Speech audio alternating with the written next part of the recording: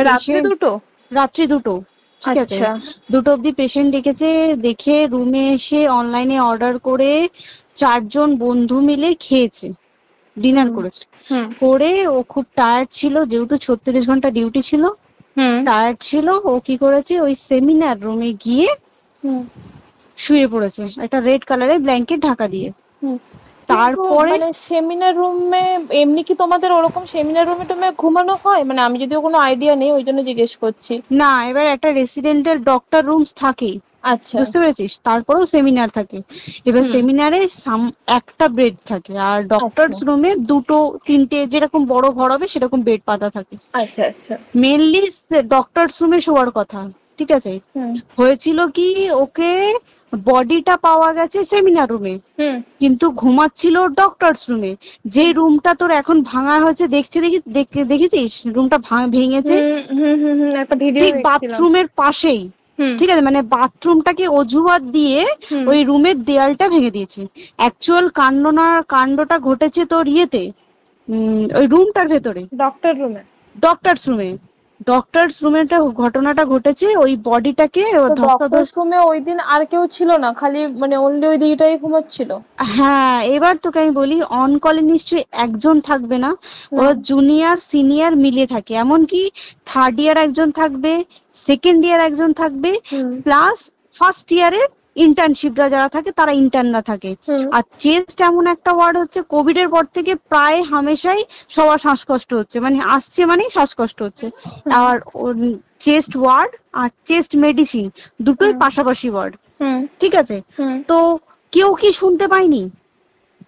কেউ শুনতে পায়নি। হ্যাঁ, ওটাই তো আমি ওই দিনকে ওটাই ভাবছিলাম এবার যে। দেখ, ধস্তাধস্তি করাতে একটা নিশ্চয়ই চিৎকার হয়, একটা ভাইলেন্ট হয়, হুম হুম বুঝতে পেরেছিস। হুম তারপরে আবার কি, যে 4জন ওর সাথে খেয়েছে তারা কোথায়, তারা কেন মিডিয়ার সামনে আসছে না? হুম। তাই ঠিকই তো, তো। তারা কেন আসছে না? তোমার ওই দিন ডিউটি ছিল না রাতে? ওই দিনকে আমি নাইটে ডিউটি করছিলাম। আচ্ছা। আমি নাইটে ডিউটি করে এসেছি, আমার লাস্ট নাইট ছিল। তো হুম আমার তো 3 দিন নাইট থাকে, তিন হুম দিন নাইট থাকার পর লাস্ট নাইট ছিল। লাস্ট নাইটের পর বুধবার আমার লাস্ট নাইট, বুধবার রাতে ঘটনাটা ঘটেছে। হুম আমি বাড়িতে এসেছি, রীতিমতো বাড়িতে এসে শুয়ে পড়েছি।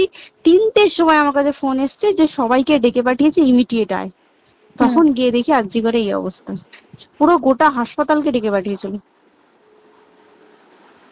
গিয়ে দেখি পুলিশ ছয়লা, মানে, আর ওকে যেভাবে, আমি তো বডিটা দেখেছি রে, মানে আমাদের এখনো পর্যন্ত চোখ থেকে নামছে না।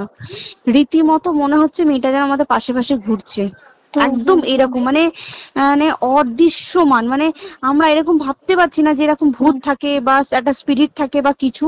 এখন আমরা বুঝতে পারছি না, ওর আত্মাটা এখনো ঘুরছে আমাদের আশেপাশে।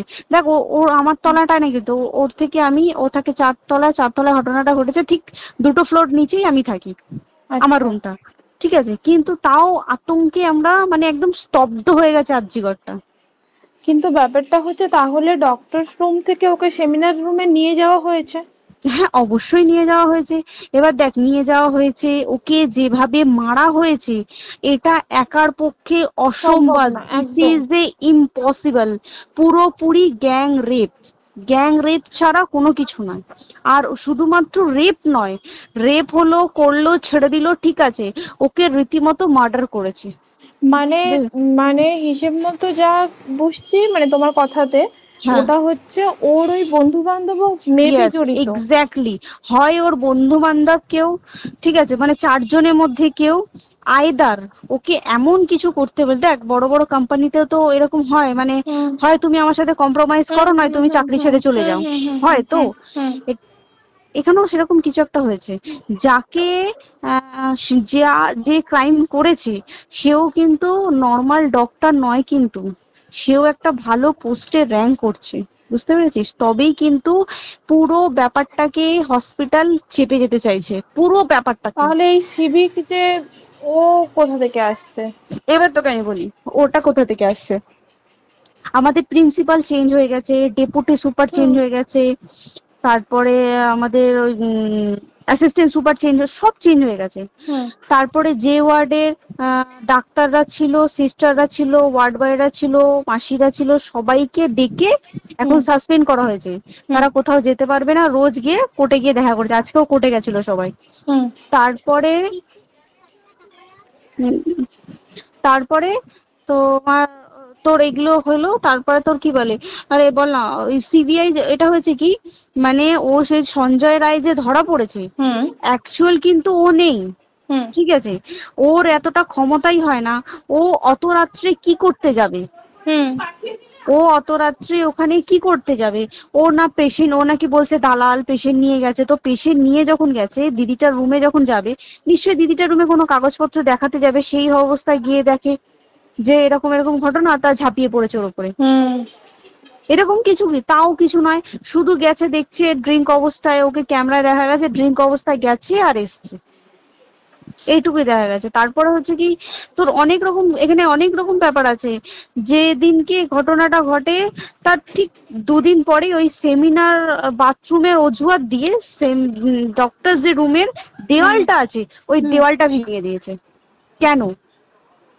প্রথমে ওকে বললো সুসাইড করেছে, আমাদের যখন ফার্স্ট খবর আছে তখন সুসাইড করেছে, হুম তারপরে যখন হসপিটালে যাই তখন গিয়ে শুনছি নাকি না সুসাইড করেনি, এটা রেপ করেছে, রেপ করে মার্ডার করা হয়েছে। হুম বুঝতে পারলি, এখানে বিশাল বড় একটা গেম চলছে। এবার আর যে ওর উপর কি রাগ ছিল মানে? হ্যাঁ হ্যাঁ হ্যাঁ হ্যাঁ হ্যাঁ হ্যাঁ একদম আমি তো কি বললাম, শোন তুই যদি কারোর সাথে কম্প্রোমাইজ করিস তাহলে তোর পোস্ট হুম বাড়বে, হুম হুম তুই হুম কারোর সাথে কম্প্রোমাইজ করবি না তোকে মার্ডার করে দেবে, মানে মানে ওরকম টাইপের কিছু বলছো তো? এরকমই টাইপের কিছু একটা ছিল। আইদার খুব রাফ, মানে খুব রাগ, খুব মানে খুব ওর উপরে খুব ফ্রাস্ট্রেশন ছিল, যারই ছিল খুব ফ্রাস্ট্রেশন ছিল, শুধু ওকে মারিনি রে, রীতিমতো মার্ডার করেছে। ওর যে ক্ল্যাচারটা ছিল, হুম ওর আমি ইউরিন, শুনেছি এটা। ওর ইউরিনের রাস্তায় ক্ল্যাচারটা ঢুকিয়ে দিয়েছে, তুই ইস, জানিস? মানে কি বলবো, মানে ওকে দেখা যাচ্ছে না, আমরা তো দেখেছি নিজের চোখে, ওকে দেখা যাচ্ছে না, মানে একটা ব্লিড। মৃত্যু কতটা, মানে এইটা মানে প্রচন্ড কষ্ট পেয়ে একটা মেয়ে মারা গেল না? আর ওর যে গলাটা চেপে ধরেছে, আহ ওর ওই চেপে ধরাতে মানে এতটাই জোরে চেপে ধরেছে যে ওর চোখ ফেটে রক্ত বেরিয়েছে, ছি, ছি, ছি। বুঝতে পেরেছিস? মানে মানে কি বলতো, যদি ধরা পড়ে না, উচিত মানে যারা এটার সঙ্গে দায়ী না আর এই ওদের। যে সিবিআইটা হয়েছে, সিবিআইটা একমাত্র আমাদের জোরেতেই সিবিআইটা এসছে, মানে হুম আমরা ওই সঞ্জয় রায় একার পক্ষে সম্ভব না এইসব। তারপরে পোস্টমর্টম রিপোর্টে তুই জানিস ওই আমাদের ভাজাইনা থেকে 150 গ্রাম স্পার্ম বেরিয়েছে, ইস, পোস্টমর্টম রিপোর্ট 150 গ্রাম স্পার্ম, মানে বুঝতে পারছিস, hmm not a calculated, minimum minimum কম করে 6 থেকে 7 জন করেছে ওকে রেট। ছি ছি ছি।